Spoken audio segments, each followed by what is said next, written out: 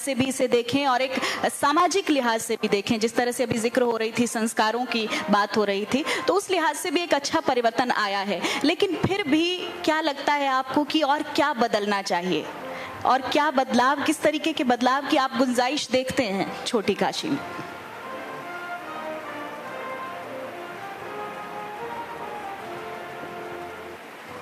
देखिए, बदलाव तो, परिवर्तन तो संसार का ये नियम है और बदलना ही चाहिए।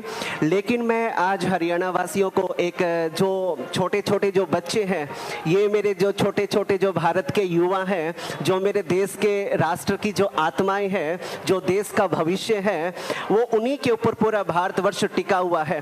तो मैं सबसे पहले तो माता पिता को मैं ये अवश्य कहना चाहूँगा कि इस कोरोना काल में अपने बच्चों को सही अच्छे संस्कार दें, क्योंकि मातृवान आचार्यवान पुरुषो वेद है। वेद भी यही कहता है कि एक बच्चे का पहला गुरु उसकी माँ होती है, दूसरा गुरु उसका पिता होता है और तीसरा गुरु उसका आचार्य होता है। हम जैसे सन्यासियों का तो नंबर तीसरे नंबर पर आता है। लेकिन मैं अभिभावकों को कहूँगा, माता पिता को कहूँगा कि वो अपने बच्चों को छोटे छोटे दिव्य संस्कार दें, ताकि वो एक बड़े होकर के समाज देश का नेतृत्व कर सके और आपको गर्व हो सके कि हमारा बच्चा एक उच्च पद के ऊपर आसीन होकर के समाज का मार्ग प्रशस्त कर रहा है। आज जो युवा है वो अपने पथ से भ्रष्ट हुआ है, क्योंकि आज उसको शांति चाहिए, और वो शांति कहाँ खोजता है? शराब की बोतलों में खोजता है। वो आज अंडे खाने लग गया, मांस खाने लग गया और उसकी बुद्धि विकृत हो गई। और जहाँ शराब, मांस, अंडे आ जाते हैं,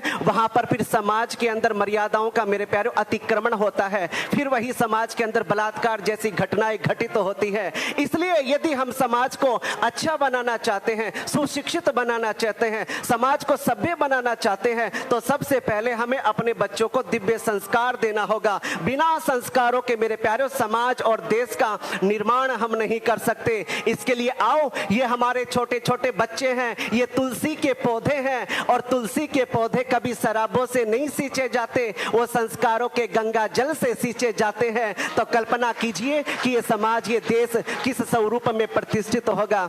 आओ मेरे प्यारों, हम कदम से कदम मिला करके चले, कंधे से कंधा मिला करके चले और अपने बच्चों को सुशिक्षा दें। उनको प्रातः जल्दी उठाएं और उठा करके सबसे पहले अपने माता पिता के चरण वो स्पर्श करें। जब बड़ों का आशीर्वाद जब मिलेगा तो अवश्य ही जीवन के अंदर खुशियां ही खुशियां आएंगी, क्योंकि अभिवादनशील से नित्यम वृद्धोपसेविनः चत्वारि तस्य वर्धन्ते आयु विद्या यशो बलम। अगर हम अपने बड़ों को, बुजुर्गों को नमस्कार करते हैं, वंदन करते हैं, तो मेरे प्यारों, उसकी सारी आवश्यकताएं, उसकी रिक्वायरमेंट पूरी हो जाती है। आयु मिलती है, विद्या मिलती है, यश मिलता है और बल की प्राप्ति होती है। बिल्कुल महान जी, आपके जरिए एक बहुत ही सकारात्मक संदेश आज भिवानी की जनता को इंडिया न्यूज हरियाणा के माध्यम से गया है। रविंद्र जी, आपकी एक छोटी सी टिप्पणी मैं चाहूंगी। आप योगाचार्य हैं और आप यहाँ से जो बोलेंगे, भिवानी की जनता इंडिया न्यूज हरियाणा के माध्यम से सुनेगी। हम चाहते हैं कि आप योग को लेकर एक संदेश जो आप भिवानी की जनता को देना चाहें इस मंच से। एक शब्द आता है, समस्याएं अनेक, समाधान एक।